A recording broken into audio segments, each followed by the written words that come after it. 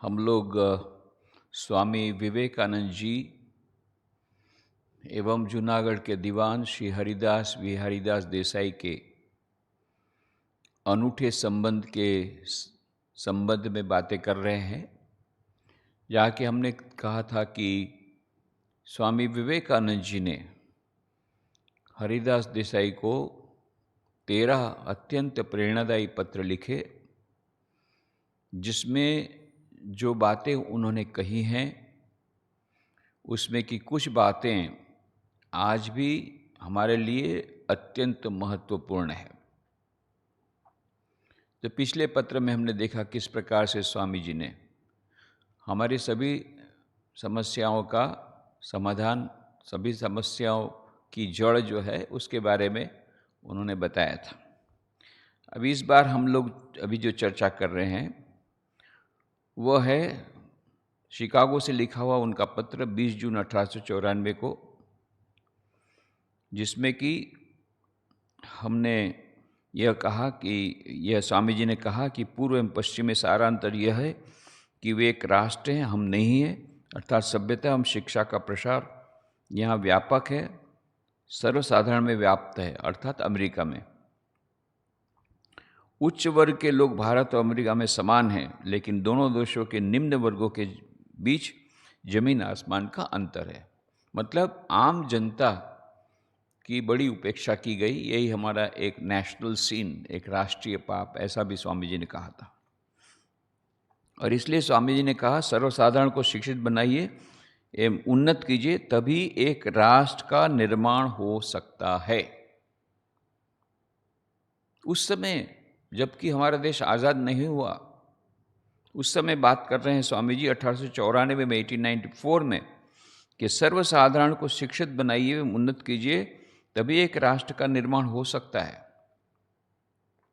1986 में new education policy आई, तब उन लोगों ने ये सर्व शिक्षा अभियान, एजुकेशन फॉर ऑल, इस पर यह ज़्यादा फोकस दिया, क्योंकि देखा कि यूनिवर्सलाइजेशन ऑफ प्राइमरी एजुकेशन, जो कि कॉन्स्टिट्यूशन में लिखा गया था, हमारा सबका कॉन्स्टिट्यूशनल राइट है प्रत्येक भारतीय का, वो यूनिवर्सलाइजेशन ऑफ प्राइमरी एजुकेशन अर्थात 100%, 100% लोग शिक्षित हो जाएंगे, कम से कम साक्षर हो जाएंगे। शिक्षित तो नहीं कह सकते, शिक्षित तो जो लोग हायर एजुकेशन में, वो भी शिक्षित नहीं है सच कहा जाए तो, स्वामी जी के परिभाषा के अनुसार।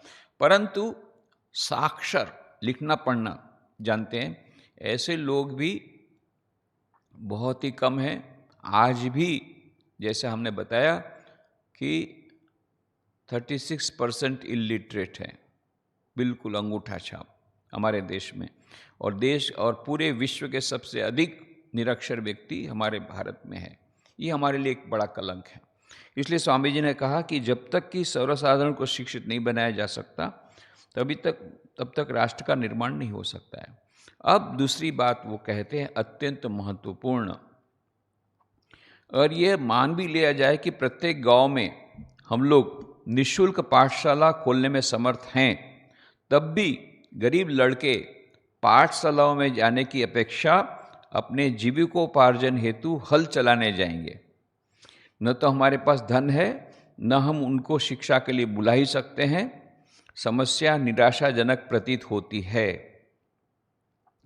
मैंने एक रास्ता ढूंढ निकाला है,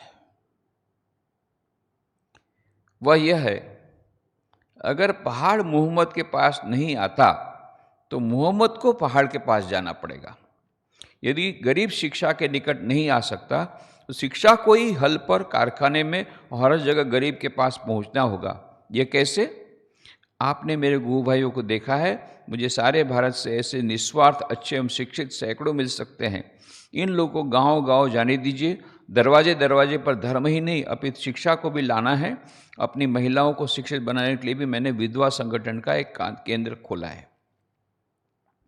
अब देखिए, उस समय 1897 में उन्होंने कहा कि 1894 में कहते हैं स्वामी जी, 1894 में अमेरिका से लिखते हैं कि यदि दीवान जी साहब आप प्रत्येक स्कूल, प्रत्येक गांव में स्कूल खोल देंगे, तब भी बच्चे पढ़ने नहीं आएंगे। और यही हुआ। स्वाधीनता के बाद सर्व शिक्षा अभियान, यूनिवर्सलाइजेशन प्राइमरी एजुकेशन के लिए बहुत प्रयत्न किए गए। तो मुझे याद आती है घटना, तब मैं रांची में था। रांची में 2 सेंटर हैं, एक टीबी सैनिटोरियम टीबी के मरीजों के लिए, और दूसरा है मोराबादी में टैगोर हिल के ठीक नीचे रामकृष्ण मिशन आश्रम, जहाँ पर कि दिव्यायन कृषि विज्ञान केंद्र प्रारंभ हो गया है 1969 से, 1969 से। और वहाँ से ग्राम विकास का, विशेष करके वहाँ पर वो ट्राइबल बेल्ट है झारखंड का, पहले वो बिहार में ही था, तो अभी झारखंड अलग से राज्य हो गया। इसके सभी ट्राइबल्स, आदिवासी, इनके लिए यह ट्रेनिंग सेंटर शुरू किया गया, दिव्यायन कृषि विज्ञान केंद्र। पहले दिव्यायन शुरू किया, बाद में कृषि विज्ञान केंद्र उसमें जुड़ गया। Indian council of agriculture research ने जब 1977 में नई स्कीम निकाली, तो उन्होंने देखा कि यहाँ ऑलरेडी इस प्रकार का काम हो रहा है, तब उन्होंने हम लोगों को कहा कि आप इसमें ये स्कीम जोड़ दीजिए। तो उसके बाद अभी वो दिव्यान जो था 69 से चल रहा था 77 तक, वो बाद में दिव्यान कृषि विज्ञान केंद्र हो गया।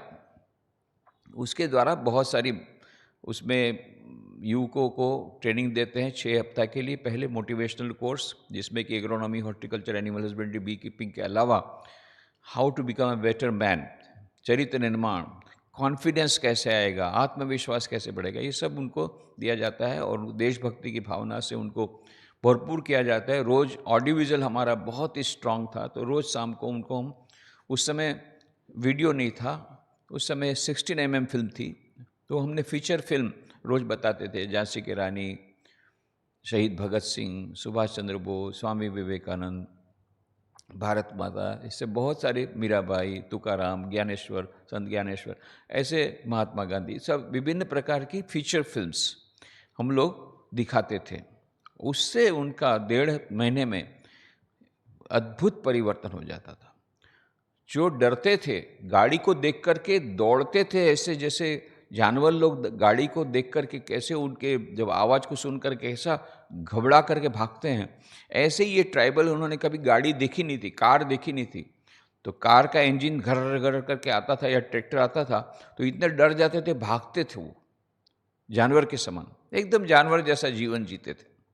ये लोग जब आते थे, उनका कॉन्फिडेंस लेवल 0 था। और उसके बाद में 1.5 महीने में ऐसा कॉन्फिडेंस कि कोई मिनिस्टर आता था विजिट के लिए, तो उनके साथ डायरेक्टली उनके साथ भिड़ जाते थे कि आपने ये सब स्कीम वगैरह कहा, हमारे गांव में अभी तक आया नहीं, पंप आया नहीं है, और आप बड़ी बड़ी बातें बोलते हैं। मिनिस्टर के साथ ट्राइबल युवक भिड़ जाते थे। क्या कॉन्फिडेंस लेवल बढ़ जाता था 1.5 महीने में। जब आते थे तब बहुत रोते थे, क्योंकि वो गांव से कभी बाहर गए ही नहीं थे। अब उनको समझा बुझा करके लाए, संपूर्ण रामायण वहाँ पर फिल्म ले जाते थे हम लोग। और वहाँ तो इलेक्ट्रिसिटी तो थी नहीं, आज भी नहीं। तो उस समय की 1980 की मैं बात बोल रहा हूँ, आज से 40 साल पहले तो कहीं बहुत कम गाँव में थी। तो हम जनरेटर अपने कंधों पे ले जा करके ऊपर पहाड़ी पर चढ़ करके फिर फिल्म बताते थे, संपूर्ण रामायण। वो संपूर्ण रामायण ऐसी सब फिल्म से बहुत सैकड़ों लोग आ जाते थे कर रही। फिर उसमें जब इंटरवल होता था, तब हमारी पब्लिसिटी शुरू हो जाती थी कि दिव्यान नाम का ट्रेनिंग है, वहाँ पर फ्री लॉजिंग, बोर्डिंग, खाना पीना, सब रहना सब फ्री है, उधर आओ, ऐसा करके हम रिक्रूट करते थे। आने के बाद 2 दिन बहुत रोते थे, क्योंकि गांव की याद आती थी, कभी गांव छोड़ के आए नहीं। और यहाँ पर सब कभी लेटरिन गए नहीं, बाथरूम गए नहीं, जंगल में जाते थे, यहाँ तो क्या बिल्डिंग में आ गए, ये कहाँ हम फंस गए। और पूरा अलग अलग नया नया लगता था, रोते थे। फिर धीरे धीरे करके एडजस्ट होते थे। ट्रेनिंग हम देते थे, agronomy, animal husbandry, bee keeping, फिर एक कल्चर प्रोग्राम होता था, डांस होता था उनका। ये सब करके 1.5 महीने बाद फिर रोते थे। अब उनको जाना अच्छा नहीं लगता है कैसे भी करके जाने को तैयार नहीं। अरे मैं बोला बस दूसरा बैच आ रहा है। फिर उसमें से कुछ लोगों को स्पेशल ट्रेनिंग 3 महीना 6 महीने का, बाकी समझा बुझा का। पर जाते समय बोलते थे, इतना इनलाइट हो जाते समय बोलते, हमारे गांव में एक भी लड़का, एक भी बच्चा निरक्षर नहीं रहेगा, उसका हम गारंटी लेते हैं। खुद खुद भी तो इलिटरेट है, पर यहाँ जाकर के न्यू लिटरेट है या इलिटरेट है, वो यहाँ आकर के इतना उसको मोटिवेशन मिला। फिर उसको हम लोग स्लेट पेंसिल ये सब देते थे, कुछ किताबें देते थे, वो लेकर के, और केरोसिन लैम्प देते थे, और केरोसिन का पैसा उनको अपने गांव वालों से लेना है ताकि वो उनको लगे कि ये स्कूल हमारी है। और छोटा सा किसी भी हॉल में, कोई जो स्कूल हो उसका एक हॉल, वो लोग शाम को 1 घंटा 2 घंटा नाइट स्कूल चलाते थे। ऐसे नाइट स्कूल हम लोगों ने शुरू कर दिया। और ये नाइट स्कूल में कोई फिक्स सिलेबस नहीं था, जो उनको इमीडिएटली जरूर है उसी प्रकार की किताब पढ़ाते थे और लिखना पढ़ना सिखाते थे। लिखना और पढ़ना, और साथ साथ में ऐसा नॉलेज देना जो प्रैक्टिकली उनको इम्पॉर्टेंट है, जैसे कुछ खेती बाड़ी का ज्ञान, कुछ आसपास के वस्तुओं का ज्ञान, ऐसा हम लोग सिखाते थे। और ये हमारे जितने हमारे एक्सट्रेनी, ऐसे पहले 36 था, अभी 74 हो गया। और ये फिर बाद में विवेकानंद सेवा संघ, वो लोग क्लब शुरू कर दिए। हर महीना 1 तारीख को, कोई उसमें नोटिस नहीं दिया। 1982 से ये शुरू हुआ है, आज तक प्रत्येक महीना 1 तारीख को बिना किसी नोटिस, क्योंकि नोटिस देना संभव ही नहीं था उस समय। अभी 5-10 साल से कुछ मोबाइल आया है या फिर टावर आया, बाकी तो कोई कम्युनिकेशन का था ही नहीं। और बरसात के दिनों में तो 4 महीना इवन वहाँ जा भी नहीं सकते, पहाड़ों से कटा था, वो जंगल से कटा था। ऐसा बहुत पैदल खूब पहाड़ जंगल क्रॉस करके लोग मुश्किल से आते थे, पैदल करके, फिर बस लेकर के आते थे। उनको आने जाने का बस का भाड़ा देता था, जिसको कोई सैलरी नहीं, पर उनमें सेवा की इतनी भावना, स्वामी विवेकानंद की किताब पढ़ पढ़ के, तो वो ये लोग इस आते, हर महीने 1 तारीख को आने जाने का भाड़ा देते थे। 1 तारीख का मीटिंग फिक्स है, वहीं पर अपना रिपोर्ट देते थे। इस प्रकार से हमारी स्कूल चल रही थी। अभी 83 में एक ऑफिसर आए पटना से, उस समय ये रांची पटना में था, बिहार में था।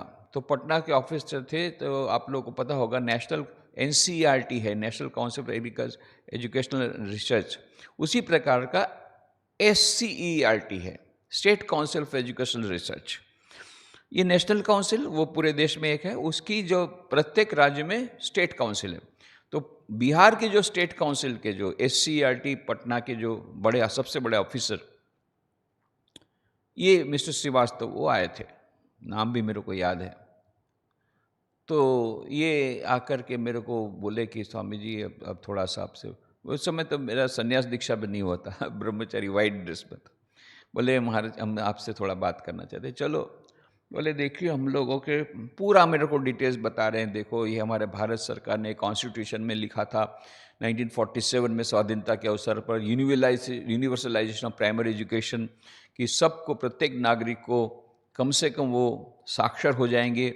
ये हम लोग 20 साल में करेंगे ऐसा प्रयत्न। ऐसा करने के बावजूद भी आज इतने साल भी बाद भी नहीं हो पाया है। तो सरकार ने सोचा है नई स्कीम निकाली। क्या scheme? CAPE, comprehensive access to primary education. ये स्कीम क्या है?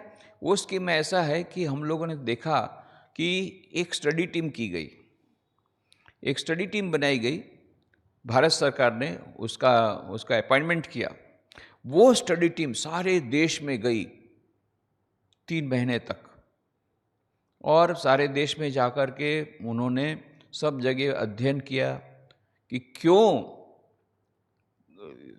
ये बच्चे लोग प्राइमरी एजुकेशन में क्यों नहीं आते हैं और ड्रॉप आउट क्यों हो जाते हैं। आते हैं, मान लो एडमिशन भी पहले तो नहीं करते हैं, करते भी हैं तो पहली क्लास में ही ड्रॉप आउट हो जाते हैं।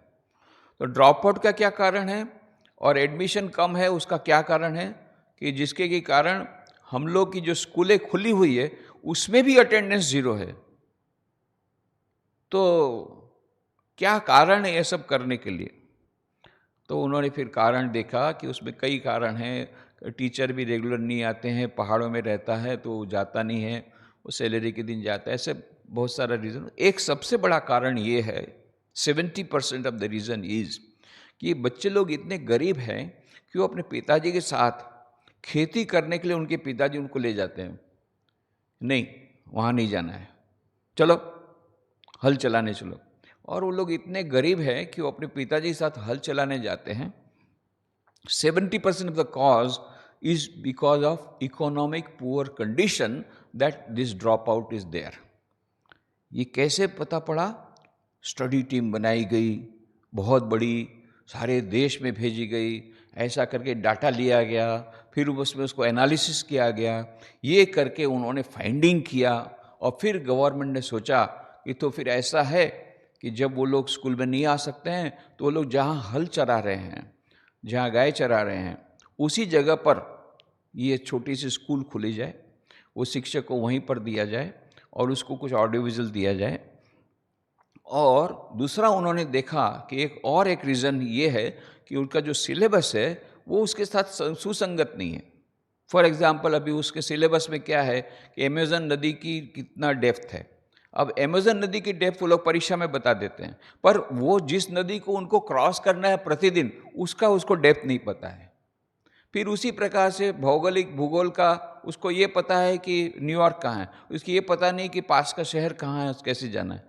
तो मतलब रेलेवेंस कुछ नहीं है उसका सिलेबस का उसके डेली लाइफ के साथ। तो comprehensive access to primary education में ये किया गया कि पहले तो स्कूल वहीं एक जगह फिक्स नहीं होगा, जहाँ वो लोग करते हैं वहीं पर उनको सिखाया जाएगा। एक, खेत खलिहान में सिखाया जाएगा। नंबर 2, कि सिलेबस को कॉम्प्रिहेंसिव बनाया जाएगा, मतलब डायरेक्ट रेलेवेंस का बनाया जाएगा। तो उसको पहले ये ज्ञान होगा कि याद आएगा कि आसपास की में कौन सी बड़ी नदी है, उस नदी की डेप्थ क्या है जिसको उसको क्रॉस करना है, उसके आसपास के लोग उसको उसके बारे में ज़्यादा पता। तो ये अलग से टेक्स्ट बुक बनाई गई जिसका नाम उन्होंने रखा कैप्सूल और मॉडल्स। ये कैप्सूल और मॉडल ये उसकी परिस्थिति के अनुसार जो डायरेक्ट रेलिवेंट हो, इस प्रकार का ज्ञान अत्यंत सरल भाषा में कहानियों के माध्यम से दिया गया। इस प्रकार के कैप्सूल मॉडल उन्होंने बनाए। जब उन्होंने ये सब बातें बताई तो बोले हमारा एक अनुरोध है कि आपकी इतनी अच्छी संस्थाएं चल रही है, तो आप यदि ये comprehensive access to primary education में यदि स्कूल खोल दें हमारे मॉडल के अनुसार, तो हमको बड़ी सक्सेस मिल जाएगी, हमारा नाम हो जाएगा। क्योंकि हमने पूरा बिहार में देखा आपके समान कोई संस्था डेडिकेशन काम करने वाली हमको नहीं मिली। तो आप ये स्कूल ले लीजिए और उसका अंडर में ग्रांट जो आती है, सैलरी वगैरह होती है टीचर की, वो भी आप ले लीजिए, हम आपको देंगे। और इस प्रकार से कैप्सूल मॉडल देंगे और आप ये स्कूल खोल लीजिए। तब मैंने बताया कि हम लोग 36 स्कूल अभी चला रहे हैं, अभी वो 74 हो गई, पर उस समय की बात है 1982 की। हम लोग 36 स्कूल चला रहे हैं, इसी प्रकार के स्कूल चला रहे हैं, जहाँ पर कि ऐसे टाइम में चलाते हैं जबकि उनको खेती बाड़ी का काम नहीं रहता। नाइट स्कूल है, उसके लिए केरोसिन इस प्रकार हम देते हैं। उसका सिलेबस भी हम लोग उसी प्रकार से किए हैं, जो उनके डायरेक्ट रेलिवेंस का है वही हम लोग पढ़ाते हैं। और उसके लिए जो टीचर को कोई सैलरी हम लोग नहीं देते हैं, केवल आने जाने का भाड़ा देते हैं। जब ये सब बताया, फिर मैंने कहा ये आप लोगों ने स्टडी टीम जो किया, स्टडी टीम का फाइंडिंग किया, ये फाइंडिंग स्वामी विवेकानंद ने 1894 में, और फिर ये पत्र जो अभी मैं पढ़ रहा हूँ, ये पत्र उनको पढ़ाया। उसमें कहा था अगर ये मान भी लिया जाए कि प्रत्येक गांव में हम लोग निःशुल्क पाठशाला खोलने में समर्थ होंगे, तब भी गरीब लड़के पाठशालाओं में जाने की अपेक्षा अपने जीविकोपार्जन हेतु हल चलाने जाएंगे। वो तो गिर गए आकाश से जमीन पर। अरे ये स्वामी विवेकानंद ने ये शब्द लिखे हैं 1894 में। यस, ये 1894 का पत्र। अरे बोले हम लोग इतना स्टडी टीम करके, इतना रुपया खर्चा करके वही तारण पे आए कि वो बच्चा क्यों नहीं स्कूल में जा रहा है, क्योंकि तो पहले ही स्वामी जी ने बोला 1894 में बोले तो तुम स्कूल खोलोगे वो जाएगा नहीं, हल चलाने जाएगा। अरे बाबा। और फिर मैंने बताया हम लोग स्वामी जी के आदर्श के अनुसार रामकृष्ण मिशन की स्थापना 1897 से हुई। तब से हम लोग ये नॉन फॉर्मल स्कूल कर रहे हैं, नए स्कूल कर रहे हैं देश के विभिन्न भागों में, ट्राइबल बेल्ट में और रांची में। ये हमारे रांची में ही यहाँ पर अभी चल रही है 36 स्कूल है इस प्रकार की। ये जब बताया बोले यही तो हमारा मॉडल है। बोले ये हमारा मॉडल 100 साल से है, स्वामी जी ने दिया हुआ, विवेकानंद जी दिया हुआ, आपके गवर्नमेंट के जो भारत ने सरकार ने अभी दिया, हमारा तो पहले से है। अरे बोले तो बहुत अच्छा है, आप ये रुपया वगैरह ले लीजिए। हमने हाथ जोड़ा, भाई बिहार गवर्नमेंट से एक पैसा हम नहीं लेंगे, ऐसा हमने प्रण किया है, क्योंकि 500 रुपये के लिए 500 धक्के खाना वो हमसे नहीं होगा। नहीं नहीं बोले हम लोग जल्दी करें, बोले कोई बात नहीं, कोई हमको कोई पैसा नहीं चाहिए, हमारे हमारे टीचर्स को हम स्पॉइल करना नहीं चाहते। एक बार सैलरी देंगे, फिर बोलेंगे टीए, फिर बोलेंगे डीए, उसके बाद लीव एप्लीकेशन, कितनी लीव एप्लीकेशन, कितनी कैजुअल लीव, ये सब उनका दिमाग उस तरफ चला जाए। अभी सेवा की भावना से कर रहे हैं, बाद में फिर दूसरा सेवा की भावना से कोई आएगा ही नहीं, बोले सैलरी मिलेगी तो हम करेंगे, तो हमको ऐसा नहीं करना है, अभी ये लोग अच्छा कर रहे हैं। तो बोले ठीक, हम लोग केवल आने जाने का भाड़ा देते हैं, उसी में बहुत खुश है वो लोग।